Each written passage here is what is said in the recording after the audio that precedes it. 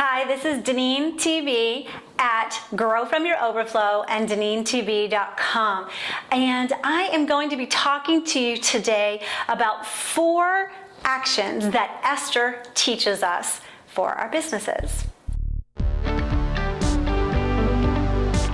Make sure that you hit the subscribe button and the bell so you get notifications each time a new video comes up.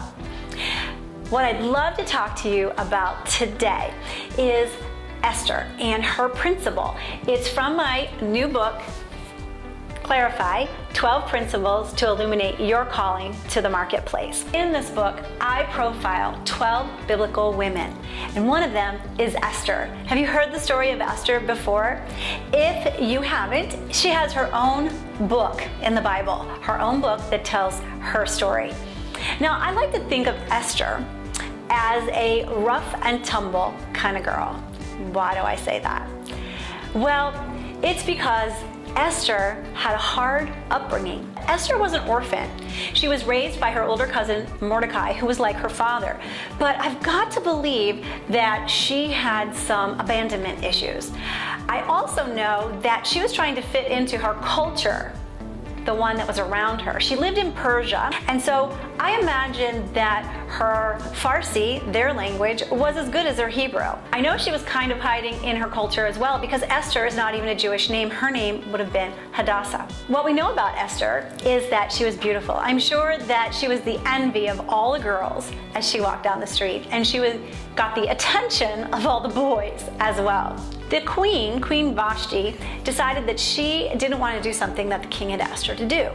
So he banished her.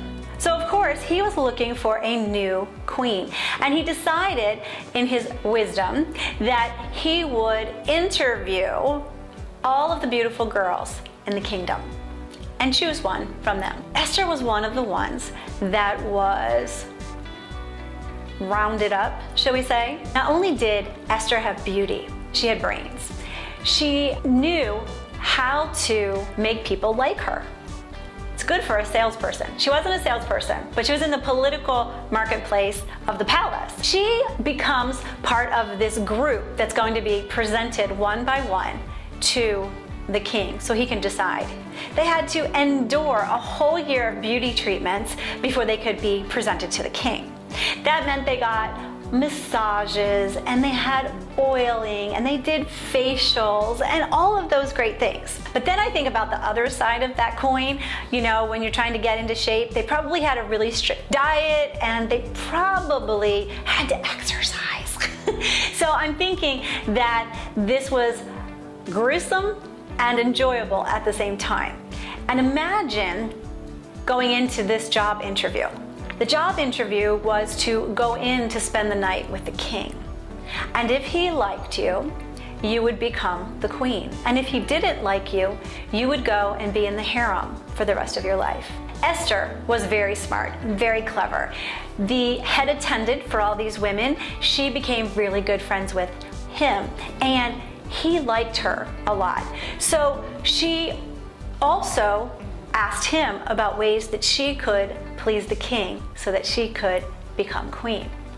In the meantime, Mordecai was also telling her to hide who she was. Are we too hiding in our culture? Are we not letting people know that we are believers in Jesus as we are in our marketplace each day, as we're in our work? Esther really teaches us 4 actions, 4 principles that we can apply to our business today, because she did become queen. And later in her story, because of what she did, and of course of what God did by placing her in that situation, she was able to save her people. The first one is sacrifice. If you know the story of how she sacrificed herself because she went into the king to ask for an appointment. She could have been killed. That could have been her sacrifice for her people. When I think about how I've sacrificed in my business, I think about the fact that I have forgiven a debt that someone had, even though they had a signed contract. That's the way you can do it. There can be other ways to sacrifice as well. Esther needed to proclaim who she was. She needed to come out of hiding. She needed to let them know that she was a Jewish person as well, because you remember in the story they were getting ready to kill all of them. So when I think about how am I going to proclaim Christ in my business, I think about conducting my business honestly and with transparency that I am a believer in Jesus. The third thing, besides sacrifice and proclaiming, the third thing is that she provided. And we need to provide for our people as well. Whether we're providing for our team, providing for our clients, we're adding value, we're giving jobs. Those are things that way we can provide. She provided for her people by giving them an alternative so that they could actually defend themselves, so they wouldn't be slaughtered. And the fourth thing she does is she helps protect her people. The way I see myself protecting the people that I serve is by praying for them every day. In Esther's story, before she even goes to the king, she asks everyone to fast and pray for 3 days. So protection can come in the form of prayer. I think that's the most important. I love the story of Esther and how she shows us that we can show up in our businesses doing the same things that she did. We can sacrifice, we can proclaim, we can provide for, and we can protect those that we serve, whether they're our clients, our team, or our industry. I hope you've enjoyed the story of Esther and how she has given us an example to follow so that we can know that we're called to the marketplace. We're called to do things in our work that sometimes can be difficult, that sometimes require us to move out of our comfort zone, but that it's all for the glory of God. And she was in the political marketplace of the palace. We're in the marketplace each and every day to show God's goodness to others through our work. I have a template for you to download. It's called the REAP method, R-E-A-P. And in the show notes, I will put the scriptures I used today for Esther specifically. You can download it and do what I like to call super aiding your Bible study.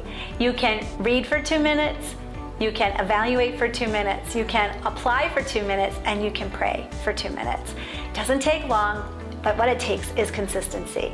I thank you for being here today with me, and as always, be filled to overflowing.